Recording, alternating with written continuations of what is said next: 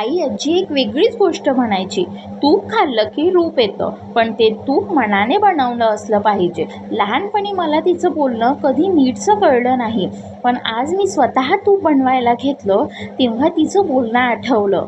रोज दुधाची साय गोळा करायची, आज त्याचं तूप बनवायला घेतलं. साय एका पातेल्यात काढलं, घुसायला सुरुवात केली. आज मात्र कळलं तूप बनवणं इतकं सोपं नाही. साय साठवणं, मिक्सरमध्ये टाकून घुसाळणं, लोणी काढणं, त्याला स्वच्छ करणं, मग मंद आचेवर ठेवणं. प्रत्येक टप्प्यात वेगळा अनुभव, वेळ, संयम आणि थोडासा त्रासही. क्षणभर वाटलं किती मोठी प्रोसेस आहे ही. पण मग लक्षात आलं, आई हे सगळं नेहमी घरी बनवायचे. आता तर मी माझ्या सासूला पण पाहिलं आहे बनवताना. हे कधी थकत नव्हती का? ते सर्व हे काम आवडीने करायचे. कारण ती हे सगळं करताना फक्त तूप बनवत नव्हती, तर ती प्रेमाने सगळं करायची. मीही आज तसंच केलं. हळूहळू लोणी ढवळत राहिले आणि कधी प्रोसेस संपली कळलं नाही.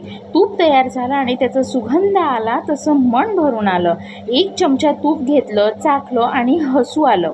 आई आजी बरोबर होती, तूप खाल्लं की रूप येतं, पण ते रूप चेहऱ्यावर नाही तर मनात येतं. आणि मागच्या सगळ्या आठवणी ताज्या झाल्या. साय साठवणं, घुसाळणं, लोणी काढणं आणि शांतपणे ते वितळताना पाहणं. प्रत्येक टप्प्यात वेळ, मेहनत आणि थोडीशी कसोटी असते. कधी कधी वाटतं इतकं सगळं करून काय मिळतं.